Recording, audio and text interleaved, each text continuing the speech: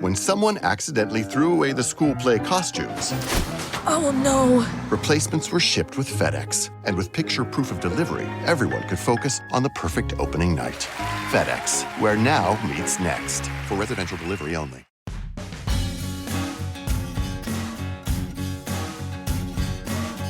When most people think of American food, items like burgers, hot dogs, and pizza come to mind. In fact, American cuisine is often negatively associated with mass production, high sugar content, and ingredients most people can't pronounce. David Shields, a foodie himself, felt this way for many years. Food was always an issue for me. I was raised actually in Japan, and my palate was formed in the 1950s from Japanese food.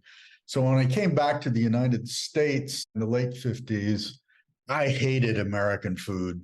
Someone fed me Kellogg's sugar frosted flakes, and I thought I'd been poisoned. Shields is a food historian and professor at the University of South Carolina. He says that this mindset shifted as he dug deeper into the traditional meals and ingredients of various regions. It wasn't until I went to college down at William and Mary in Williamsburg, Virginia, that I tasted Southern food for the first time. And there was a kind of integrity there that struck me as being kind of analogous to Japanese food. He soon realized that it wasn't just the special dishes that made Southern food unique, but the ingredients themselves.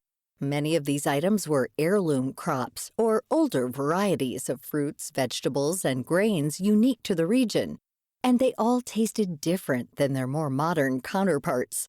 These crops had been cultivated for much longer than the ones in large-scale agriculture, and many were planted generations ago, during a time when food was grown on a much smaller scale. And flavor, not size or durability, was the most important trait.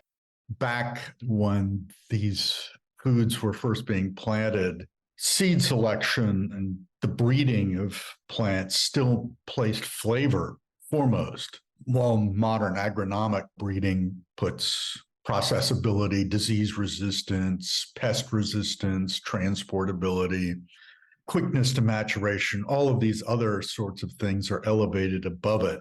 As a result, the tastier heirloom varieties disappeared as mass production took over. So, although the Southern food Shields originally fell in love with was delicious, it still wasn't quite the same as in generations past. In 2003, he was approached by a grain milling company that was interested in restoring older crop varieties. They gave him one task: identify the specific ingredients that made Southern food special. He then spent 3 years combing through seed catalogs from agricultural journals of the early 1800s in search of these forgotten fruits, vegetables, and grains. 2006 comes along, and I have a list of 45 ingredients that made up the sort of elemental southeastern coastal foodways. And 41 of those were functionally extinct. He spent the next 13 years in search of these rare seeds, hoping to bring them out of extinction. Sometimes they could be found frozen in seed banks, which are essentially a library of seeds preserving the genetic diversity of plants. In some cases, the trail had gone cold, and he was ready to throw in the towel. This was the case for the notoriously sweet fruit called the Bradford watermelon. I got an email. My name's Nat Bradford. I'm growing a patch of the Bradford watermelon in my place in Sumter.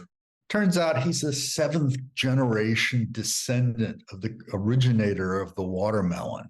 Shields says stories like these are not uncommon for his line of work.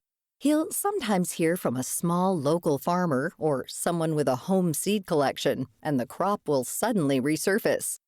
Thanks to his work, Shields has been aptly nicknamed the Flavor Saver and is now the chair of the Carolina Gold Rice Foundation, a nonprofit organization dedicated to preserving historic grains, vegetables, and fruits of the Southeast. But what purpose do these older varieties serve other than being tasty novelties? Right now, people are really hungering, pun intended, for the past and the backstory of the cuisine.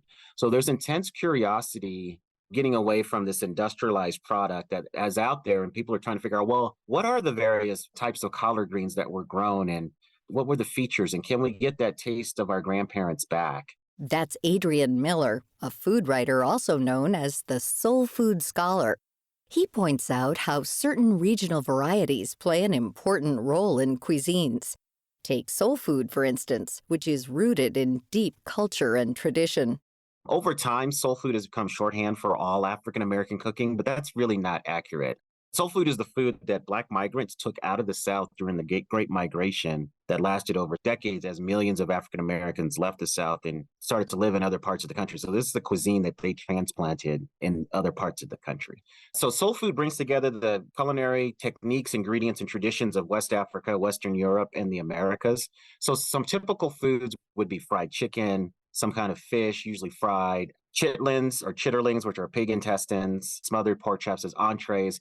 Then for side dishes, greens, so dark leafy vegetable greens like collards, kale, mustard, turnip, cabbage, black-eyed peas, mac and cheese, candied sweet potatoes, cornbread, some kind of red drink. It just has to be the color red. I believe that red Kool-Aid is the official soul food drink. Not everybody agrees with me, but most people do.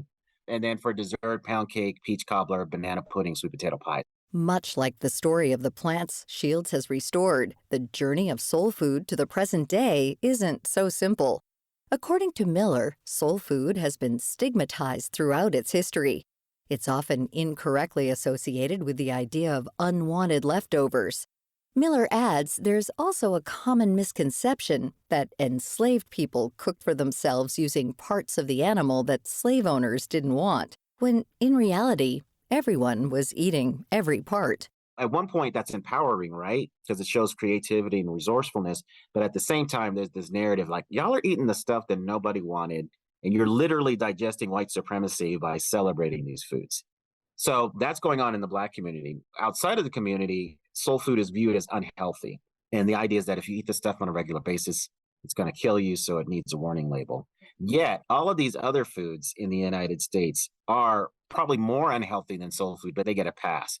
Today, many African American chefs and restaurateurs are finding unique ways to reclaim the origins of soul food, while also sometimes adding a modern twist on it. The most creativity and energy that I'm seeing these days is in the vegan category. So to a lot of people, vegan soul food is an oxymoron, but I don't think so. Instead of being a departure from traditional soul food, I think it's a homecoming. Because if you look at what my West African ancestors were eating in West Africa, very plant-based diet. Of course, there are protein elements, but plant-based is very important. And if you look at what enslaved African Americans ate on a daily basis, not on the weekends and special occasions, but just during the week, it's pretty much what we would call vegan today. With the holiday season in full swing, try switching it up this year by using some heirloom ingredients or adding some more traditional items into the menu. So, what do Shields and Miller recommend? One thing they both seem to love: sweet potato pie. The widely available varieties, the garnet sweet potato, makes a killer sweet potato pie. And if you get that, you can go toe to toe with any person doing a pumpkin pie in North America. Sweet potato pie, not pumpkin pie, although I know some people do that. And we call sweet potatoes yams. That's a public service announcement. If you're looking for these fruits, vegetables, grains, or other regional ingredients, Shields says the best places to look are local markets and even websites like Etsy. For recipes, check out Shields' new book, Arc of Taste, and Miller's book, Soul Food, the surprising story of an American cuisine one plate at a time.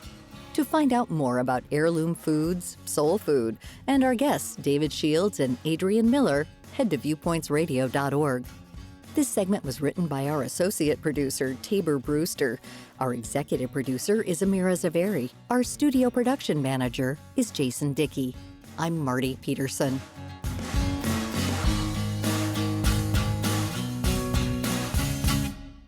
Coming up next week. The big conglomerates have a more conservative aesthetics. There's fewer risks that they can take. Whereas these small presses, these independent presses, these nonprofits, they can take risks. They can do wilder things. They can be a little bit more creative. Why you should care about the consolidation of publishing. Then, And the doctor said, no way. He's like, I think you're fine. And I'm like, I'm really not. And if you think I'm fine, I'm going to go to another doctor. How contraceptives could be causing a much larger problem. I'm Marty Peterson. And I'm Gary Price. These stories in depth on your public affairs magazine, Viewpoints.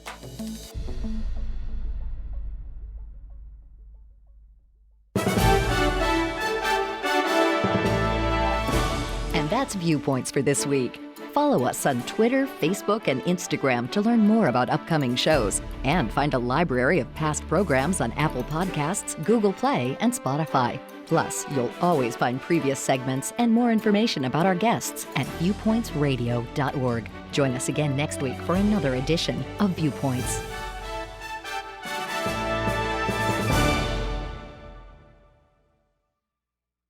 We made USAA insurance for veterans like James. When he found out how much USAA was helping members save, he said, it's time to switch. We'll help you find the right coverage at the right price. USAA. What you're made of, we're made for. Restrictions apply.